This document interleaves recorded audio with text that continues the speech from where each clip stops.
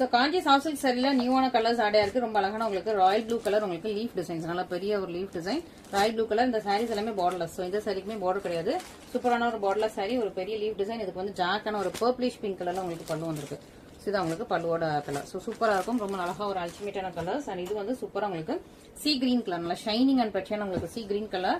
So இது already sold ஆயிருந்து இப்போ திரும்ப ரீஸ்டாக் வந்திருக்கு. அழகா உங்களுக்கு பேபி பிங்க் கலர்ல உங்களுக்கு அழகான பல்லும்.